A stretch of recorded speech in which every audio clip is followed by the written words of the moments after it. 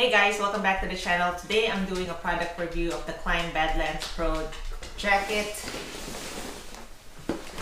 and pants. So stick around.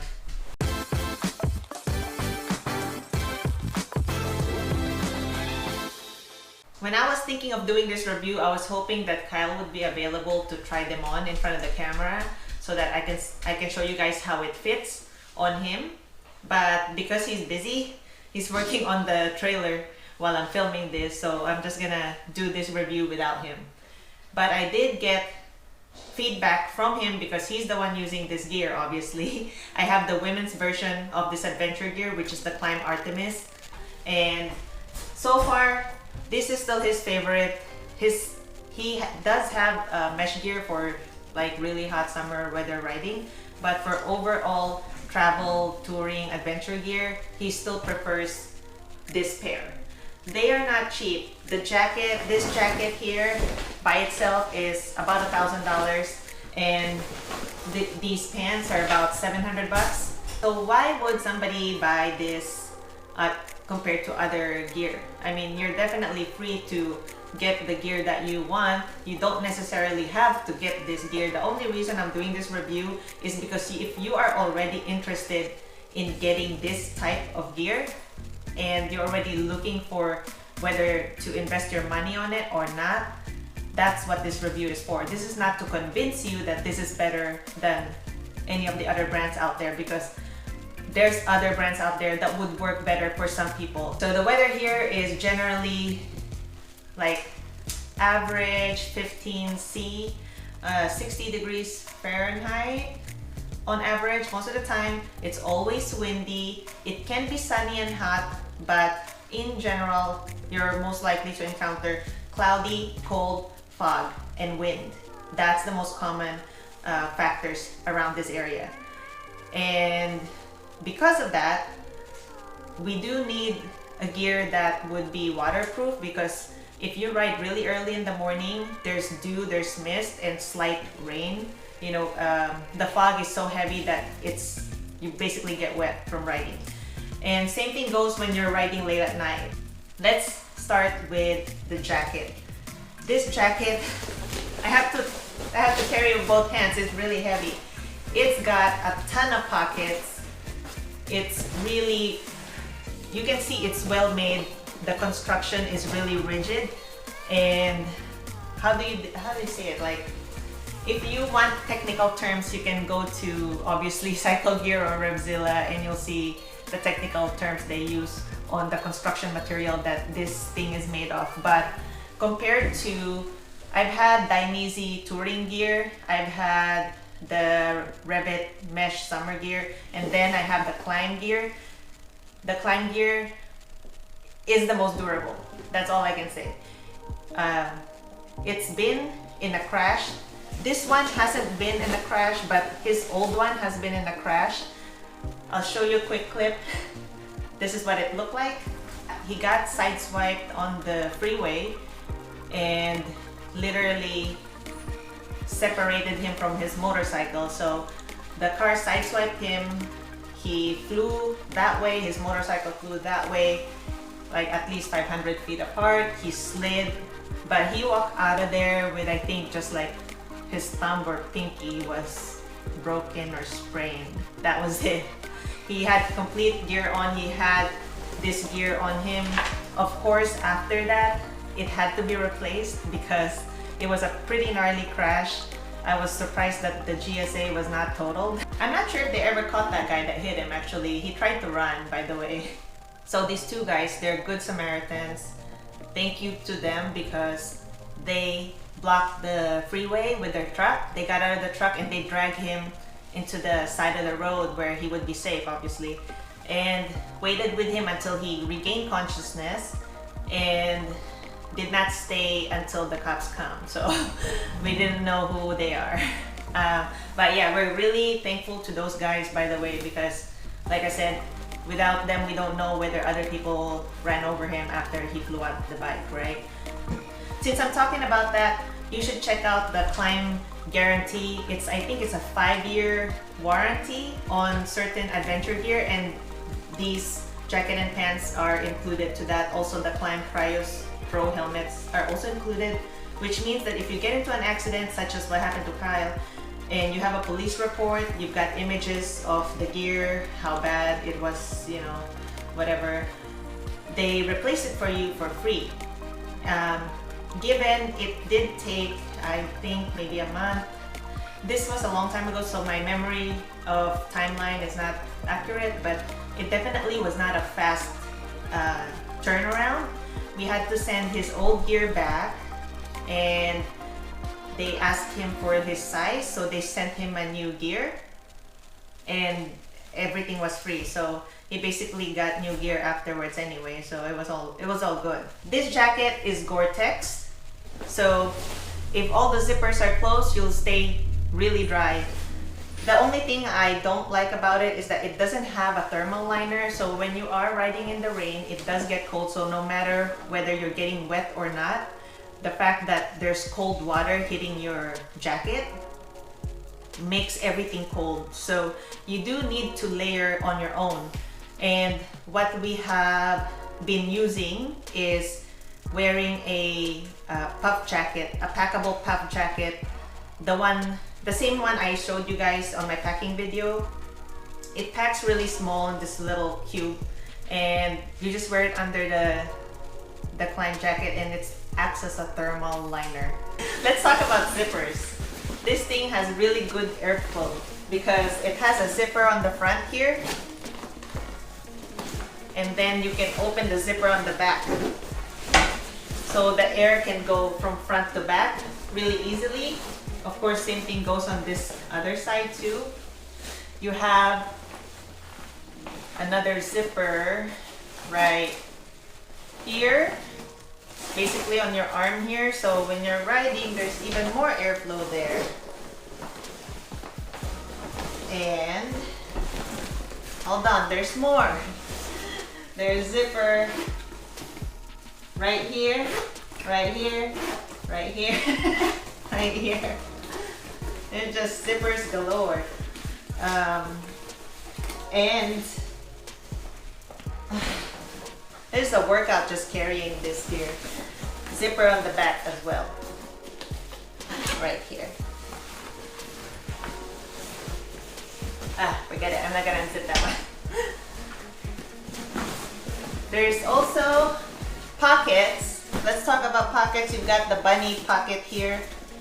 I think that's what they call it. So you can put your liner in there for easy access.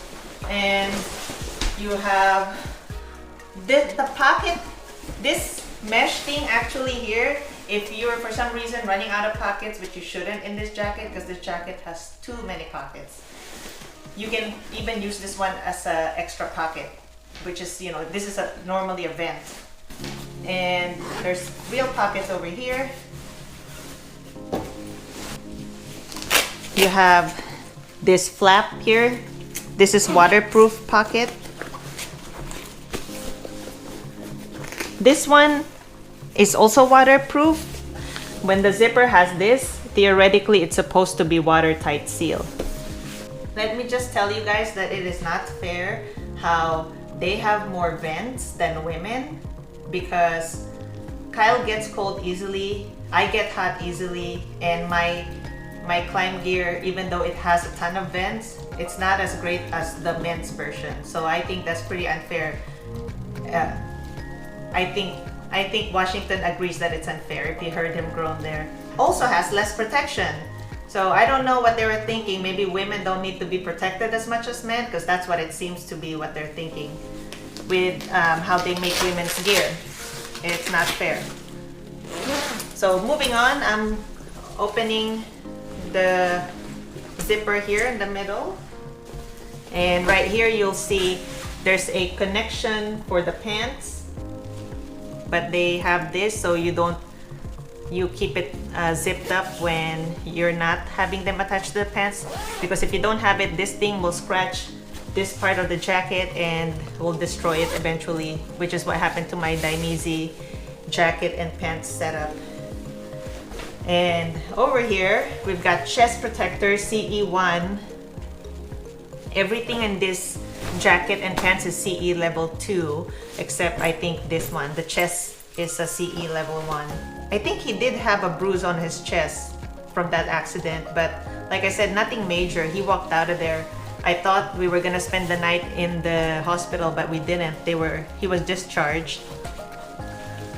And over here, we have a hidden waist belt. This is, I think, to distribute the weight of this jacket on yourself so that it's not heavy on one side or something. I think this is more for like it's like carrying what do you call that?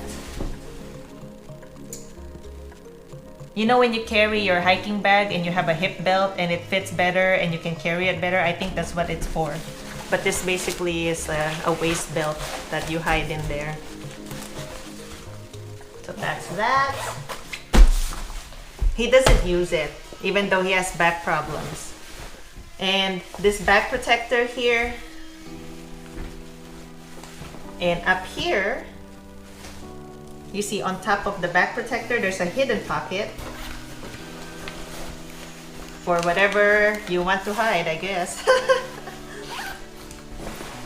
So this zipper here is so this can get out from there. The waist belt can go through that lower zipper. He doesn't use it, so we'll just keep it closed. He's gonna be like, what happened to my jacket? All the setup is messed up. All right. So, and then on the right side here, right inner pocket, there is, you know, you can put stuff in, like wallet, whatever. Yep, this is for the other belt thingy. And there's these things to cinch the waist if you want them tighter, so they're not flapping around in the wind. I want to show you this collar situation here. You can open it when it's really hot and put it on these tabs here that you see on the side. They're not easy to use when you have gloves on, by the way. They are not. So once you put them on like this and you're wearing gloves, good luck taking them off with gloves on while you're riding, because they get really caught up on there and it's hard to remove them. They also have this pocket. You can put your emergency cards there, your wallet, whatever, ID. I usually put extra GoPro batteries here on mine. Usually you would put it here, your beacon. We don't actually put it here because, like I said, when Kyle got into an accident, he landed on one of his sides. And if he had landed on this right arm with that, it's a hard plastic thing on there, he could have broken his arm. Also, it's better to have it maybe in the middle, like here, or inside pocket here, or even here, because when you fall, you would most likely hit these areas here and not so much here most of the time, because you land on your side or you brace yourself this way. If it's on one side and you can't use your left arm, then you can't even get there to use it. He told me that the beacon pocket locator is like right smack dab in the middle of the side here, where, like I said, if you fall, then you might break your arm because it's in between the joint here and your elbow. So he said maybe it would have been better if it was over here, but then if it was over there, then you won't have that zipper for the airflow to go front to back, right? Because then the pocket would be blocking that area. So armholes, I almost forgot, because when I look at his jacket, this is huge, you know, lots of room and very roomy, but the armholes are not great. There's no zipper. It would have been nice if they can open this up all the way and have an armhole that opens up and then just zip it close and close it. My other gear, they all have no problems with the arms. Like you can open them up and you have this big wide open space. But the climb gear, like these specific ones, do not, and they are just a pain. And I think if they just have that wide opening and they fix the collar situation, it would have been great. This jacket has elbow pads, shoulder pads, back protector, and chest protector. The only different thing with women's is that they do not have the waist belt and they do not have the chest protectors here, and they have less zippers for airflow because they think women do not need all of that. It's like, why not make it the same as men's? Just make it the same as men's and call it a day. A lot more women would be happier. I really don't understand this whole women's version needs to be less protected and just... Now let's move on to the men's pants. And men's pants, better constructed than our Revit mesh gear. He's burnt this pants as well with his exhaust. As you can see, all that was burnt, but compared to how burnt the other one was, it looked like tattered clothes. This one, you can barely tell it's damaged. It really has great airflow. These big zipper here for airflow flows through the front to the back. So if you stand up when it's hot, the airflow is fantastic. It just flows through your legs. It's great for hot weather, and when it's raining, just zip them all up and you're all good. The problem that Kyle has with this pants is that when you open the pocket to put stuff in, sometimes he makes a mistake and puts it in the big pocket, which then all his important things like his cell phone and his wallet slides down his pants all the way to the bottom. And it's always all good when you notice it right away. But if you don't notice it right away and you ride off to wherever you're going, then you've just lost your wallet and your belongings. So take notice that when you are putting your stuff away on the pants pocket, that you're actually putting it on the pocket area and not the vent area. They have the strap here to cinch the leg area so that you do not have your pant leg flapping like this in the wind, which works great for him. But for me, on my women's pants, I had to, at first I was putting extra straps around it because for some reason, even if I cinch it really tight like this and I cinch the bottom, there's this blob here. The flap keeps getting caught on the pegs and almost always trips me into falling off with the bike when I try to get off the bike. So my latest modification for that is I stopped using the extra straps. I just put my whole pant leg inside my boots, and that way there's no way I trip at all. So that's the only thing. Unfortunately, I cannot put the pants outside because every time I do that, I basically just trip myself when I get off the bike. The pants has the zipper thing so you can connect it to the jacket. They have these tabs to, so if it's too loose, you can tighten it this way. Well constructed, same as the jacket. Extremely heavy. It has D30 knee pads, D30 hip protectors, and of course D30 tailbone protector that apparently the women do not have the tailbone protector because women do not need to protect their tailbones. There are definitely other brands out there cheaper, if not the same price, that has other options tied up to them. Like for example, some brands would have it would be the same price, but then they would have thermal liners and etc included with the package. And other brands would be cheaper, but then they would have this option but not this option. So like I said, you've got tons of options out there. But if you are already looking to get the climb gear and you just want more people opinion, and that's why you're watching all these YouTube videos and what people think about it, that this video is for you. This is not to convince other people to buy this gear or not. This is just what we've used it for. We love it. There's little quirks here and there. Yes, it's expensive, and if I could get something cheaper, that's the same durability, I just haven't seen one yet. If you got a store near you that sells all these other adventure gear brands that you can actually touch and look in person, the Klim, like this adventure gear, feels the most durable. And the fact that they have that 5-year warranty, that Kyle already used it, you know, and he got free brand new gear on top of that, so that was worth it. Because especially we're commuters, and maybe most of you who's watching this video is also commuters, you know how dangerous it is every time you're commuting, right? Because nobody ever looks out for you, and the likelihood of you crashing is like basically more than 50% of the time. So that's basically just investment for your protection and for your peace of mind.